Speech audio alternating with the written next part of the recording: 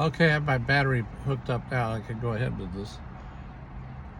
Now, Naomi Smith would take the transcriptions of my recordings I did, and they made books out of them. They had 36 books or so. And some fantastic books, Synergetics 1, Synergetics 2. He invented a whole new mathematics, really. And him and Dr. Coxeter helped him, or gave him a review, which was very important, so people will realize that he's a real McCoy, whatever that means. But eating meat is an extremely important thing for the average human being to do. Only meat, because it makes you smart. Your brain gets better. It feeds your brain more than anything else. Feed your brain and your ass will follow, sort of like the Funkadelics. But I'm serious. I think the reason that he was so much more intelligent than everybody else, which it took me almost 40 years to realize it, it's because he ate meat. He ate steaks only. He'd eat a little Jello here and there, Jello. He used to sing with Jello. But at dinner, had a Jello song, that's what it was. But anyway, he did only eat meat. You know, he ate steaks everywhere you go. To be in London having tea and steaks everywhere. So, and I worked with John Huston's son, Tony Huston, who was a movie director, and he was nominated for an Oscar. Tony and I used to travel with him together, and we'd eat steaks. So anyway, I think that, you know, he was one of the smartest people in the world because he ate steaks, because he ate meat only. I think this is extremely important discovery that no one is acknowledging at all in the medical society. I mean, very few. So if I were you, I would go to Butter Bob and Laura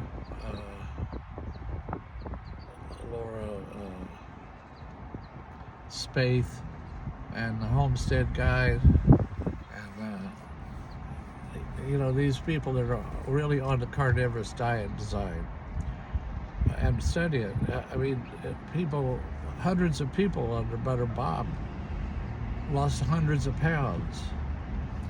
It's, you know, I used to say to myself, if I'm so smart, why am I fat and you know, get tired and, you know, feel terrible? And it's because I was eating plants and I didn't know it. So when I did this, I remember Bucky used to tell me, they'd say, why do you only eat meat? He'd say, well, if you took the inside of a lion and put it on a clothesline, and the inside of a human being, put it on the clothesline, they look the same. He says, we're designed to eat meat, and it's his consciousness about the whole design of the environment and the universe is it's always doing more with less. So it goes to the place of least resistance, and like anything, water goes always, you know, downhill, so to speak, but or in towards the earth. He didn't like the words up and down. It was a flat earth concept from the Egyptians. He liked in and out because the world is round. But you go in stairs and out stairs, and in for a landing, out.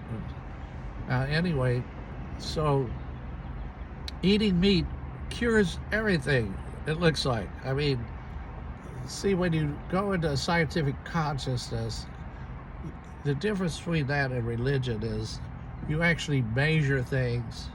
The future religion of the planet and human beings is really science. Now, when you say I'm a certain religion and everything, you're actually scientifically saying this is by setting in order facts of experience in the most economical way.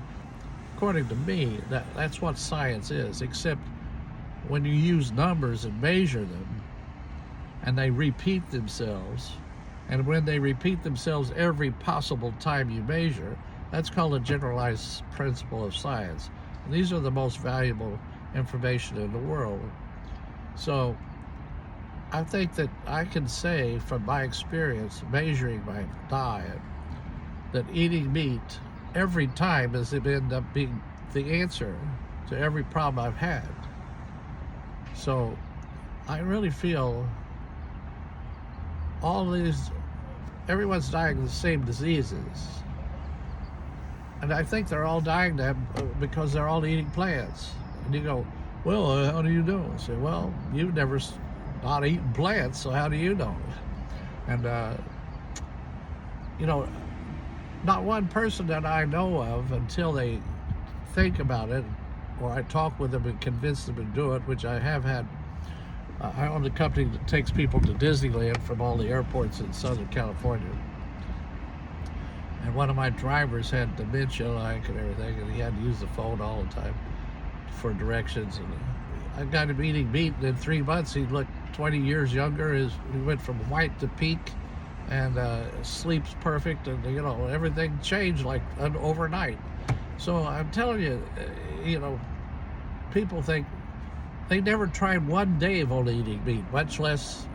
It takes 3.5 weeks to actually eat meat for you to get your insulin resistance to go to sleep, and then it eats all the carbs you got stored, because it's empty then of being fed insulin, to the need for insulin. So when that goes to sleep, then you sleep like a baby, because it's not saying, get up, get me some sugar or whatever, plants.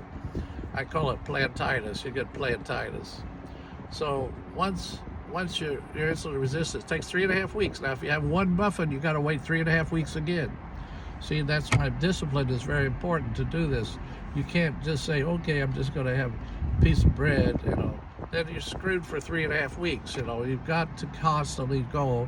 And then, but the thing is, once you go 3.5 weeks, you lose 4 pounds a week. And, it's unbelievable. You wake up, you're 2 or 3 pounds lower, and you go, what the heck? All I did was sleep. You don't have to exercise. You don't have to take supplements. It's all not true, by experience. This is experience. So this has nothing to do with some political, religious opinion, These are scientific, factual experience that I have experienced. So I don't know one philosopher said that, don't deny me my own experience. But so I think it's extremely important that this information becomes out on the planet.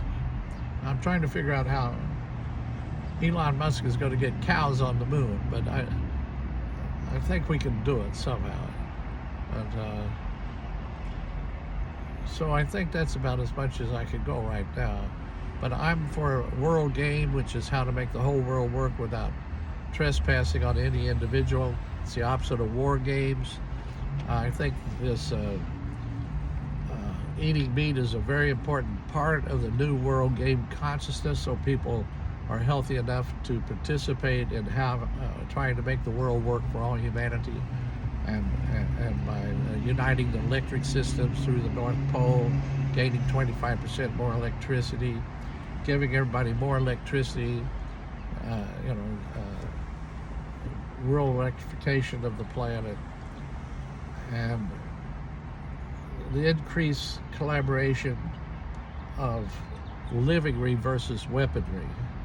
The amount of money spent for weaponry, if you give it to the people, which the dictatorships stop, they just try to keep it. Of course, it's just held in banks or whatever, mysteriously not used, and they just feel better, but then the rest of the people starving to death. So, they need to take the money for the weaponry, distribute it to resource inventory collaboration with human beings, to where everyone has enough to go around and there's no have-nots. The have-nots are always having to fight. But it's easy to, that's called the Malthusian dilemma, the Darwinian Malthusian dilemma. There's not enough to go around for everybody, but there is, especially if you didn't spend all this money on killing each other. And so that's called Earth future proofing, is what I have earthfutureproofing.com. I may put that up as a site in the future, but I call this unitivity, which is you're always uniting things to make it better. and I'm a unitivist, but I'm a carnivorous unitivist, and I think I try to collect the greatest information in the world. I'm 78, 79 years old, and you know, a lot of people don't like old people, but some people don't really have an age, they just have a consciousness, and I'm pretty much a consciousness that is independent of my age, I hope. I've surfed and skied and, you know, done everything. I've gone around the world and done all this stuff. So I'm basically a cloud of interactive association of variables that is for the best of everybody. So thank you, mahalo. I like Hawaiian talking.